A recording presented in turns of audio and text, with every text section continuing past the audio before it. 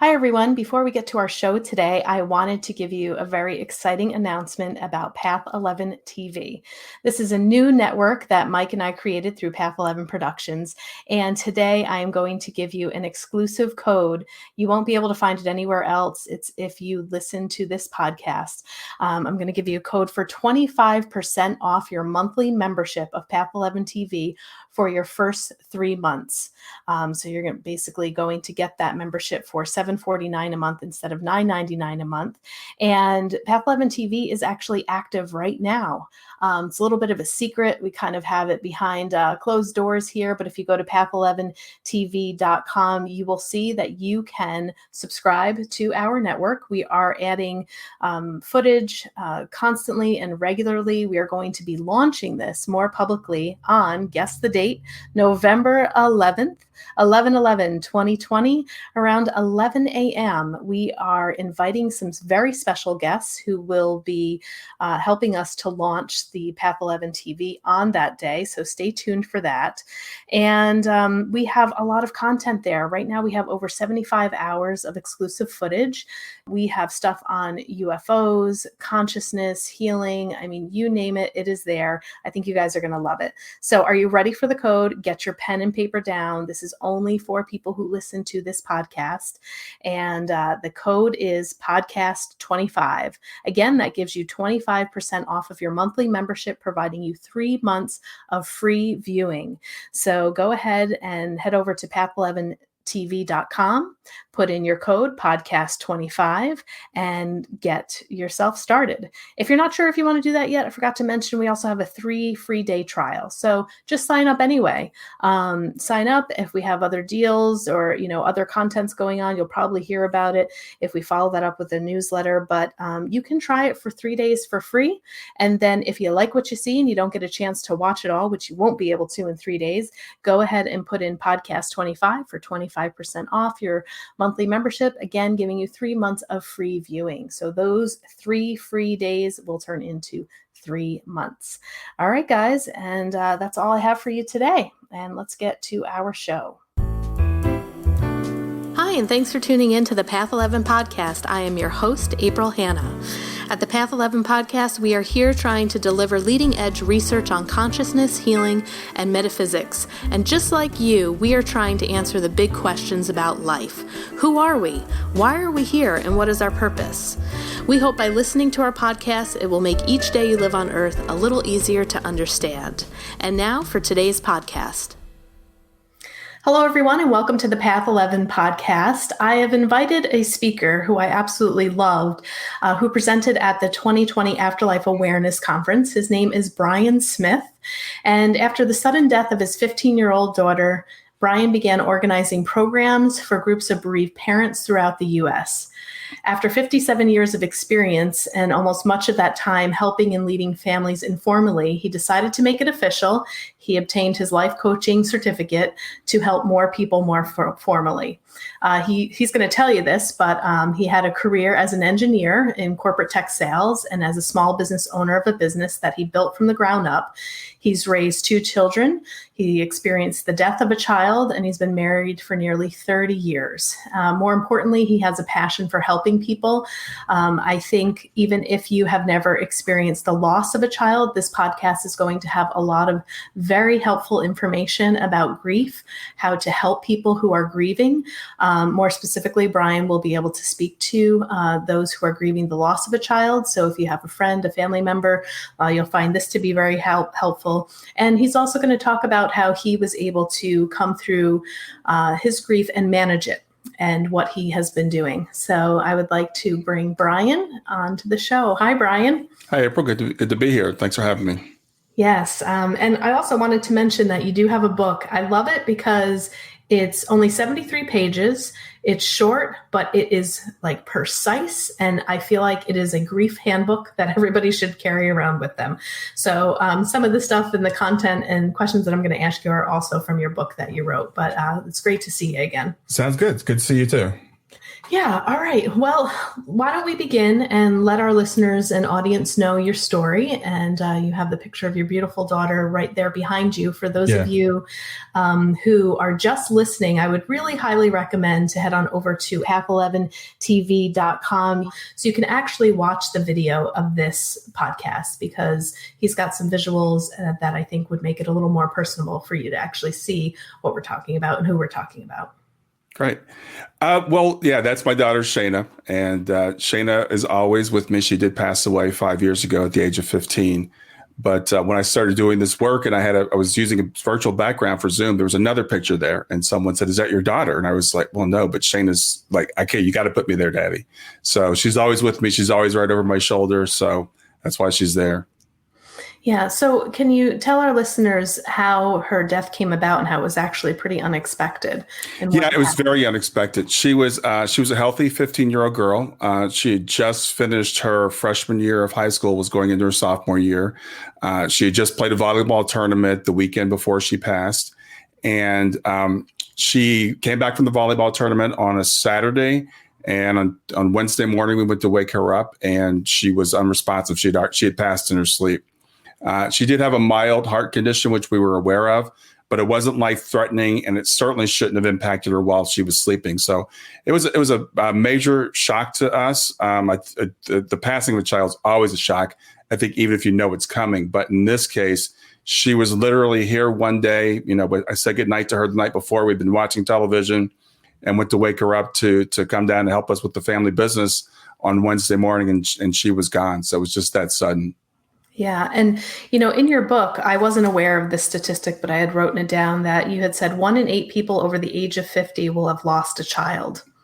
Yeah, it's a very surprising statistic to people, I think. And it's interesting, as I've gotten into this world, working through helping parents heal.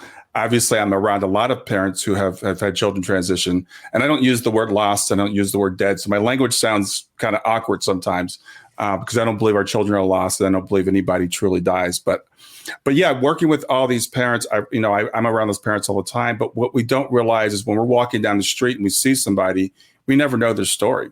So we don't know how many people that we come in contact with every day have had children who have crossed over. And there's kind of a stigma attached to it. It's really hard to talk about.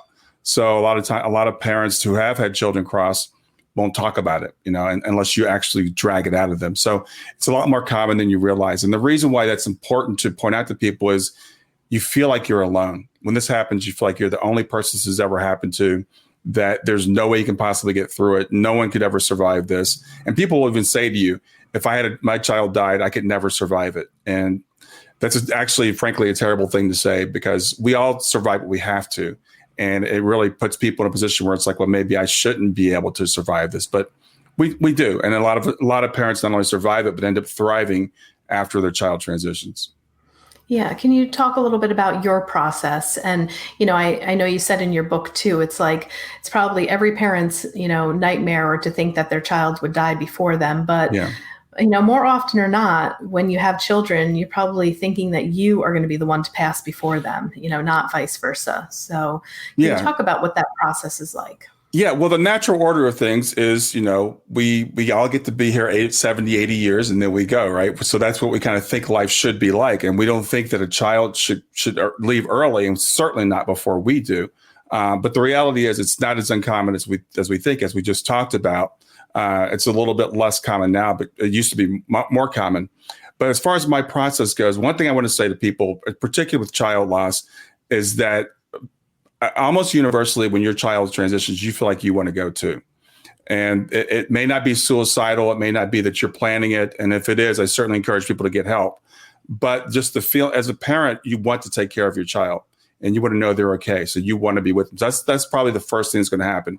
And I think that may be particularly true for mothers, because frankly, I think there's a special bond between mothers and their children, but fathers, it happens to also. So when you have those feelings, it's okay. It's okay to have them. You're not going crazy. It doesn't necessarily even mean you're suicidal. You just want to be with your child. So that, frankly, was me for a long time. And when people would talk about healing or talk about living my life for the next 15 or 20 or 30 or 40 years, I would literally get angry. I was like, I don't want to think about healing. I want to feel bad for the rest of my life. I want to honor my daughter. And because I loved her so much, I felt like the more I love her, the more I'm going to be in pain, which is another myth that we tell ourselves. But it's okay to want to heal. So that's the first thing that we need to get to. And then for myself, I found an organization called Helping Parents Heal, which really works on helping us form a bond with our children who have transitioned, to understand how our lives go on after our bodies cease to function. And that process helped me quite a bit. Plus, I'd studied the afterlife for 20 years before Shayna had passed. So I never thought of her as being completely like evaporated, like, what happened to her? Where'd she go? I knew she was somewhere and I knew she was okay. So as far as my process goes, I mean, I was walking quite a bit at the time. I walk every day. I walked 7 miles this morning. I meditate daily. I do a gratitude practice. I try to eat pretty well. You want to really take care of your body when you're going through this, because grief is a debilitating thing. It's draining. It's all consuming, and it will make you feel like you're going crazy, because for a while your brain chemistry literally is off. So all those little things I do, and what I tell people is it's really a practice. It's really work. It's not something that you're going to automatically get over, but you can learn to live with it if you work at it. Yeah. And you briefly mentioned one of the myths. Can you talk about some more of the myths that, one particularly that I remember reading in your book is that parents who suffer the loss of a child tend to have a high divorce rate. And, you talk specifically in your book about how, like, you and your wife really bonded together. You worked through it together.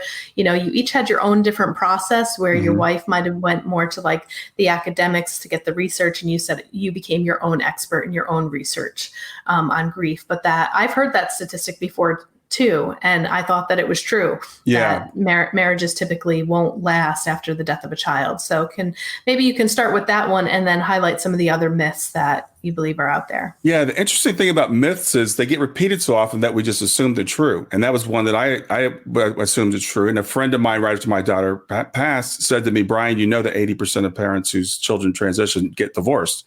And I'm like, well, first of all, that's not a great thing to tell a parent whose child has just passed. So that's one of the things to not say to a grieving parent, if you're looking for things not to say. But it turns out that was reported somewhere like in the 60s or something, and it got picked up on and repeated over and over again. It doesn't have to be that way. And that can happen because we have different grief processes and people can grow apart. So I think it's very important, if you're in a relationship with someone, to check in with each other and to honor each, different paths that people have. So that is definitely one of the big myths about grief. Some people think, well, there's either I can't get over it or I will get over it, and there's a certain time frame. Neither one of those things is true. What I tell people is we can learn to live with it. I will miss my daughter for the rest of my time on this earth. So if that's what you call grief, then I'll always be in grief. But it doesn't mean that I can't have a good life. It doesn't mean I can't enjoy myself. It doesn't mean I can't be productive. But on the other hand, it doesn't automatically just go away either. As I said, we do have to work on it. So what I tell people, the analogy I use, it's like carrying a weight. If you're carrying a 25-pound weight every day, it's going to feel really heavy at first. But eventually you get stronger, you build the muscles, and you learn to carry it with a lot more ease and a lot more grace. And that's what I try to work when I'm working with people is, how do I carry this with ease and grace? And how do I make the rest of my life productive to honor my loved one that's crossed before me? Yeah, you also mentioned in the book too, when you talk about timing, like, when should I pack my daughter's stuff up, or should I just leave it there? And I really liked how you described in your home, like you still have pictures of your daughter up. She's still very much there. You say hello to her in the morning. And part of that too, I think maybe because of your study of the afterlife. And like you had said, like, it's not that she's gone, she's still here. Like you can still connect with her. But that, it's important for people to know when they need to do that in their time, or if they do, or if they don't. But I really like you to let people know how you still honor her and how she's still very much a part of your home. There's pictures of her. I mean, like you say, every time you get onto a Zoom call, she's there smiling over your shoulder. It's not like you've kind of packed her up and, put her away. Yeah. And it's an individual thing. People ask me, well, when should I do this? I'm like, it's whenever you're ready. Some people think it's like being in denial to leave the room the way it was. But we still have it's a spare room. People do sleep there. It's a guest room, but we've left it the way it was decorated when Shayna was there. My wife likes to go in there to feel like she's with her. I personally don't like going in there, so I don't go in there very often. So we all have our different things. But we got big pictures of her blown up. That picture you see behind me, we have a picture that's about, 3 feet by 4 feet. And there's a couple of them in our foyer. So every morning when I open my bedroom door, the first thing I see is Shayna's face. And I say good morning to her. I say good night to her every night. When I take my dog out for the last time, I tell Shayna good night. So I personally want to make her a part of my day, all day, every day. I've talked to parents. I was talking with a client I was working with, and she said that they don't mention her son who had transitioned, she and her husband and their other son. And I'm like, that's not healthy. That's not healthy because you're all thinking about him. So what I was saying to her, and people are scared. Well, if we talk about him, we're going to cry. Well, first of all, it's okay to cry, or maybe just set aside a time. I said, maybe you set aside a time where you go and you get out the pictures. We don't have pictures anymore, but you get out your phone, you go through, and you just set aside time to talk about him and make him part of your life. And I truly believe there are loved ones who crossed want to be part of our lives, and they're still watching over us, and they still want to be with us, and they want us to honor them and include them in things. So Shayna, for example, anniversaries and birthdays are hard. They're always hard for most people anyway. But for Shayna on her birthday, we have ice cream and pizza because we know that's what Shayna would want. So it's something that we look forward to, doing that in her honor, as opposed to just like, spending the whole day in bed or something. Mm-hmm. So you can, I talked to a grief counselor right when she passed, and she said, well, I know that people are getting better when they can say that their loved one has died, when they stop using euphemisms, which, as you can tell, I completely disagree with, because our bodies do die. And I acknowledge that Shayna's body did cease to exist and Shayna's body died, but Shayna never ceased to exist. And I believe that from all the studies that I've done. But some people say it's like living in denial will keep them as part of your life. I personally don't believe that. I think they're still with us. And I know that I'm going to see her again. So this gives me something to look forward to. Every day she's with me, and someday I'm going to see her again. So that's what keeps me going forward. Can you talk a little bit more too about maybe what do families typically experience? You gave that one example of, a client that you were working with and they don't really bring up their son's name. Mm-hmm. Can you describe maybe different types of grief reactions that are very normal for parents to be having? Maybe, in your case, you were still together with your wife, but I'm sure that there are people who have been divorced and don't have contact with the mother or the father of the child, or that relationship could be strained. So what are some things that parents actually go through in the dynamics of the relationship, and, what happens during that process? Well, that's a great question. And the answer is there is no typical thing. Every relationship is different. Every family is different. We happen to have run into a lot of parents who, the mother and the father aren't married anymore, and the mother's married to another person. And then so they're going to mourn differently. The stepfather, doesn't have the same connection with that child that the mother might have. And that can cause a strain on the relationship. I've seen that. Men, generally speaking, do mourn differently than women. So sometimes if a man doesn't cry in front of his spouse, he might be crying in the shower. He might be crying in the garage or something, but if he's not crying in front of his spouse, she may think, well, he doesn't care about our child as much as I do, or doesn't love him as much as I do. Some people, they just don't want to bring up their name. And again, it's not because they don't love them, because they feel like it causes them too much pain and they might lose control. So you might have a family member that says, I don't want to talk about her. I'm going to put all the pictures away. So it's really important to work with whomever you're with in the relationship and figure out how can we honor each other's grief, and what can we do together? In my case, it's my daughter, my wife, and myself who are remaining. So we asked my daughter, who doesn't live here, she's 23 now, but she comes here a lot. We're like, is it okay if we put these pictures up of Shayna? Is that going to bother you? And she's like, she was okay with that. We talked about, having Shayna's ashes put in an urn and put on the fireplace or something. She said, no, that's creepy. I don't want ashes in the house. So we're like, we honored that. So we talk through these different decisions you have to make and try to find what will work for all of us, that we can, honor Shayna, but not bother, the other person. Yeah, Brian, that's a great point too that you bring up too, because in your case there were siblings, right? Mm-hmm. So, it sounds like you also included her sister in the process of it. And I think sometimes that could probably happen where maybe other siblings, not that they're ignored, but because the parents are in such of their own grief state that maybe they're not even thinking, oh yeah, let me ask, what her brother or sister, feels about this. So that sounds like that's an important component for people to bring It is. together. They were like twins. They were like 3 years apart, but they were just like, like twins. So we included Kayla in all the decisions. And right at the beginning, when we had to decide whether we were going to have Shayna's body buried or have her cremated, have her body cremated. And so we wanted to make sure that whatever we did, Kayla was okay with. So we talked to her about that. And ironically, we're kind of running short on time, but Shayna actually told Kayla her wishes about 6 weeks before she passed. So when we decided to have her body cremated, we knew that's what she had wanted. She was 15 years old. She was healthy, but for some reason she had that conversation with Kayla. It was about 6 weeks before she crossed. So we knew exactly what she wanted. We did that. She wanted to be cremated and have her ashes spread under a tree, and the tree's in our front yards. Now we bought a tree and she's there. Yeah. Wow. Isn't that interesting too? To have that conversation 6 weeks before. I've kind of, heard other stories from other people too that will say, yeah, before my mom passed, before my dad passed, or before somebody passed, it was almost as if the person might have had an internal knowing that their time was coming to an end. Have you heard similar stories? Yeah, all the time. I hear similar stories all the time. And as an engineer and an analytical person, sometimes I wonder if people are like reinventing history or remembering things differently. But like I said, we said to Kayla, we decided to have Shayna's body cremated. She said, well, she was just talking about this on Mother's Day. She passed on June 24th. And we're like, why? Was anybody else talking about it? She said, no, Shayna was just talking about it. And we don't know. No one knows why.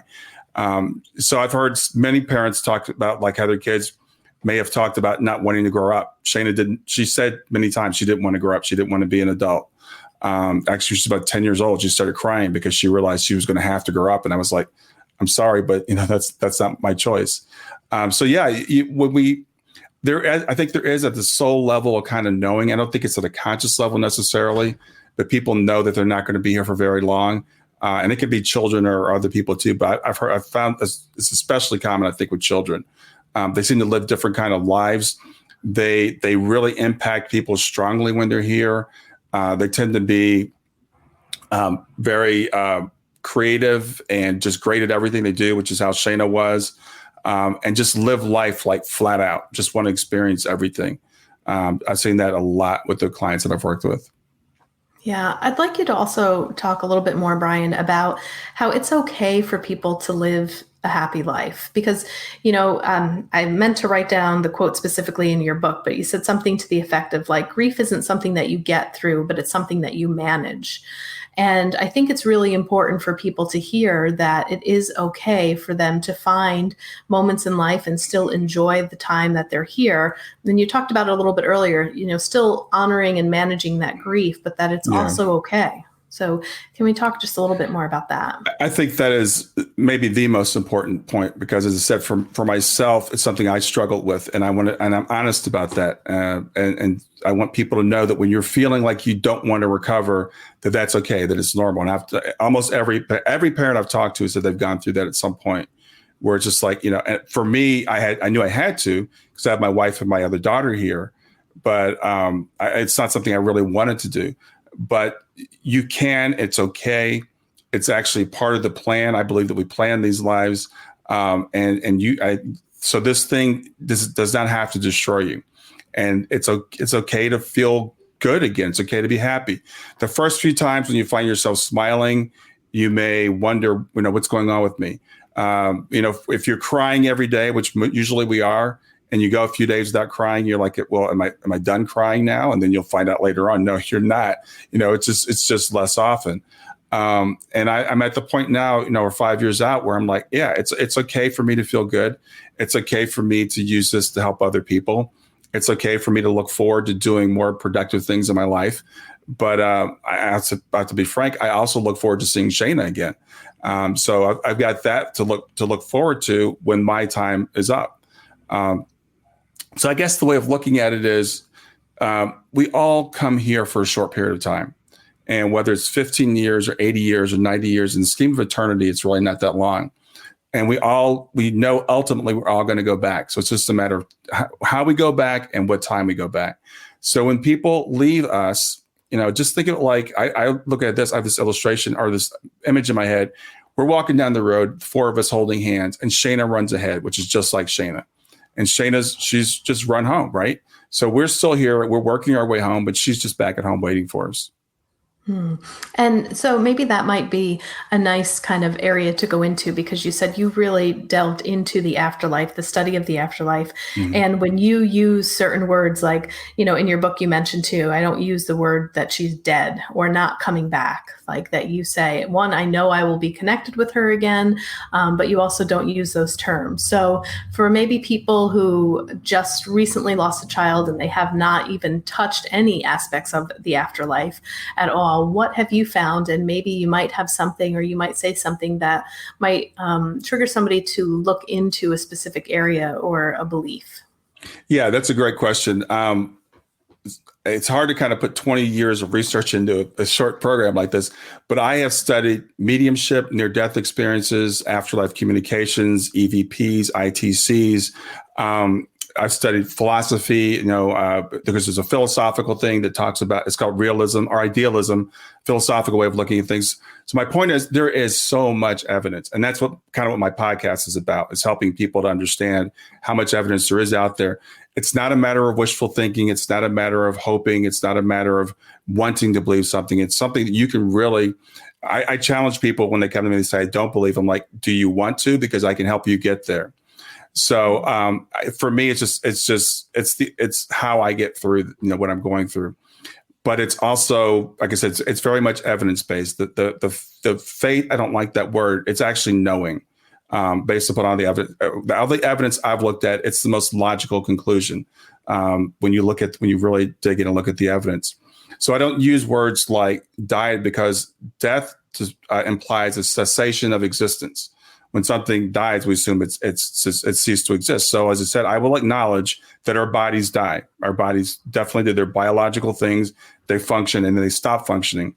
But to say that we've died assumes that we are our bodies. And I don't look at it that way. I look at we are souls that have a body. We're not bodies that have a soul. So when people leave, and I use some awkward language, but when people transition, that's like a butterfly stepping out of a cocoon. It's like, you're a caterpillar and you become a butterfly, and you actually expand. You don't get smaller. You're not less. You're not a ghost. You actually expand in who you truly are. And that's what I believe, based upon, like I said, over 20 years of looking into this. Yeah. Another thing that I think would be really important, and I thought you had great things to say in Grief to Growth, are maybe we can review what are some things to say to people that can be very helpful and what not to say. And I think I shared in a recent podcast, one of the hardest questions, although people are well-intentioned, that they can ask when you're going through a grief experience is, how are you doing? Yeah. Loaded question. That is one of the toughest questions, because, and I would say the hardest, and one, I think you agree with me, don't ask, because either we're going to say, I'm fine, doing okay. It's like, you don't really want to hear how I'm doing, do you want to ask that? And then to even have to think about, well, how am I doing? And then write this whole, response, if it's a text, can be too tough. So what do you think are some of the things that you would recommend people saying and not saying?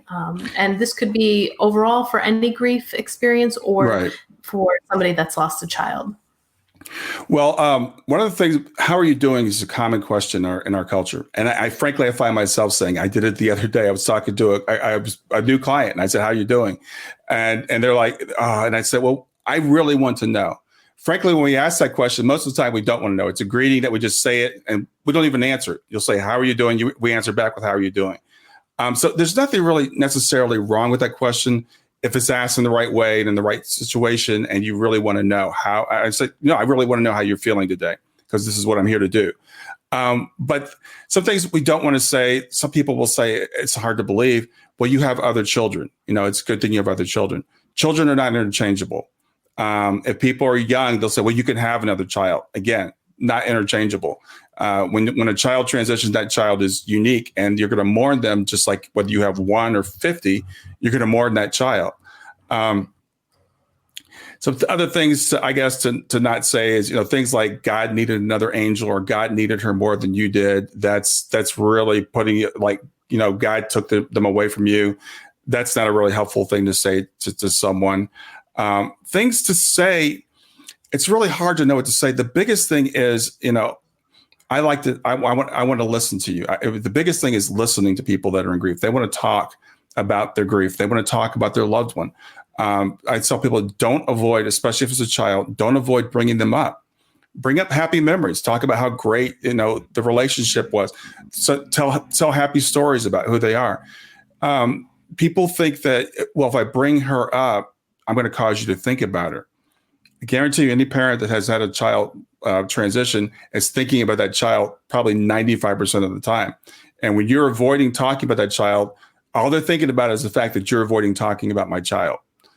So don't be afraid to bring that person up. I mean, don't be afraid to bring up happy memories, because that's what we want. We want to honor our kids. We want to talk about them. We're still proud of them.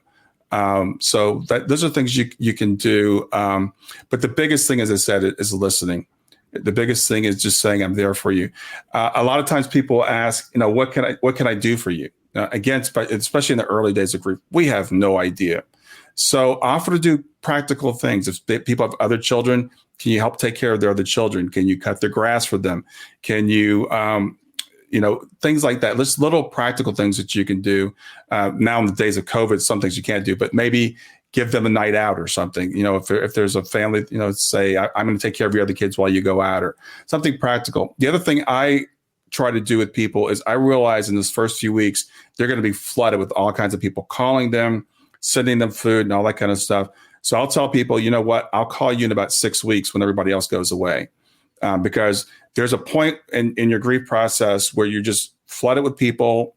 And then there's a point when they kind of go back to their lives, and then you're sitting there and you feel like really alone. So what you can do for people is realize, okay, so-and-so's husband passed, 2 months ago. I'm going to call her now. Because everybody else has kind of gone back to their lives. So check in on people, after the rush has gone through.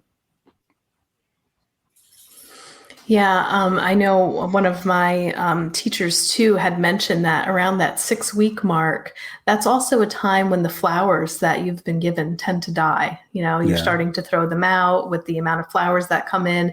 And there is kind of around that time frame, like you said, people kind of aren't checking in as often. And then you have these beautiful flowers that first come in and plants, and then all of a sudden they're dying off again and everything gets quiet. So I think that's a great point that you bring up. Yeah. And people, if they've taken time off and they're going back to work, it's just getting back into that routine. And I remember my wife and I being out about the time after Shayna passed, and just looking at the world and thinking, the world is going on, not realizing that everything has changed, because for us, it's like, it's a different world when your child leaves. So just like I said, be that person that comes around that time. That's when people really need you, when things are going back to routine and they realize, okay, this is real. This is going to be the rest of my life. Things are going to be different. So be there for them at that point. Yeah. So I also, saw in your bio too that, you've, like you said, you've had every day is a day of gained experience about grief. It's like you don't stop learning about grief, but you did go ahead and you got a life coach certificate. So tell me a little bit about that process. And, is there anything, I know that we're always learning, but was there anything in that process that was helpful to actually go through that training that added on to your life experience? Yeah, there's some techniques that I use with clients, some tools that I got going through the life coaching certification. I rely mostly on my experience, because I'm 59 years old. So I've been around for a long time, raised 2 girls, been married for 30 years, that stuff. I got the life coaching certificate just to get some tools and techniques I can use with people. So that's that. Like I said, that's the reason for that. It's funny because I've talked to clients. They'll say, "So, what's your process? How do we do this?" And I'm like, "Well, it's different for everybody. It depends on what you need." And before we got started, you mentioned the 5 stages of grief, which is, I think it's Elizabeth Kubler-Ross that coined that term, the 5 stages of dying. It actually was. referred that to people who are actively dying. And people have taken that and overlaid it on grief, and I believe misinterpreted it. And there's still some people who are very prominent grief counselors that use that, and I don't really mean to offend anyone, but it was never meant to apply to grief. And grief is not a linear process. It's more like a meandering path, and it's up and down and back and forth, and it comes in waves, and you may or may not go through any of those 5 stages. You're probably not going to go through them in order if you do. And the whole idea of even acceptance at this point is kind of an interesting idea. So I don't use those stages. I don't think they're really relevant. I just meet people where they are and give them what they need. Everybody's a little bit different. But my technique, if anything, is based on a shift in perspective. It's based upon, okay, this thing happened. We can choose to look at it in a couple different ways, but the 2 major ways are, this is really, really bad. Something bad happened. Either the universe accidentally let this happen, or God did this to me, and I just have to deal with it and accept it. Or we can look at it as, okay, this thing happened. Is there possibly anything good that can come out of this? And what does it really mean when I say that my loved one died? Does that mean that they're gone? I'm never going to see them again? Or does it mean that it's just, see you later? And does it mean that I have to sit here in sackcloth and ashes for the rest of my life? Or does it mean I can pick up the pieces and move on and take this thing that I've been given and make it into something better? So the reason for my grief to growth, and my subtitle is Planted Not Buried, is, Jesus said a seed, unless it falls to the ground and dies, it remains alone. But if it falls to the ground and dies, it produces fruit. It comes forth and it produces, many times. So I believe that when these bad things happen to us, we are planted. We're not buried. We're not done. We're planted, and it's a time for us to take advantage of this and grow actually into something new and something maybe even better. So that's how I work with people. It's like, how can we use this? How can we take this and turn it into something that is going to be beneficial to us? Yeah, your website is just loaded with content, information, really, really helpful resources too. Can you let people know if they would like to actually work with you? I'm assuming that you're working with people virtually now during COVID too. But yeah, let people know how they can get a hold of you if they would like to, speak with you and have you help them move through their grief process. My website is grieftogrowth.com. It's growth2growth.com. You can reach me through there. As you said, there's a lot of resources on there. I do offer a free half-hour consultation for people that just want to talk to me to see if they want to work with me or not. So you can schedule that through my website. I do work virtually. I'm really comfortable with the computer. I've been doing this for a long, long time too. And, it's interesting because even before COVID, I was doing everything virtually. So it's worked out really well. I have clients all over the world. So the nice thing is, as long as the time zone thing works out, we can meet no matter where you are. And sometimes meeting virtually, frankly, is a little bit less intimidating for people when they're going through grief. I noticed when I was working with helping parents heal, sometimes parents, they didn't really want to be in the room. They didn't know what it was like. They didn't know how they were going to react. So they kind of like having that little bit of distance of being, virtual. But by Zoom, we can look each other in the eye, and I've had some really, really good results working with people through Zoom. Yeah. Well, Brian, thank you so much. It was great to speak with you again. And I love the work that you're doing in the world. So thank you. And I thank Shayna and thank her for guiding you and, helping you along the way, because I think she's also helping others through you, which I believe that that too. Absolutely. Well, thanks for having me, April. It's been a pleasure. Okay. Thanks, everyone. Thanks so much for tuning in, listening, watching, and we'll talk to you next time. Thanks again, everyone, for listening to this week's show. Before you go, I just wanted to remind you to listen to our new podcast, Mindbenders.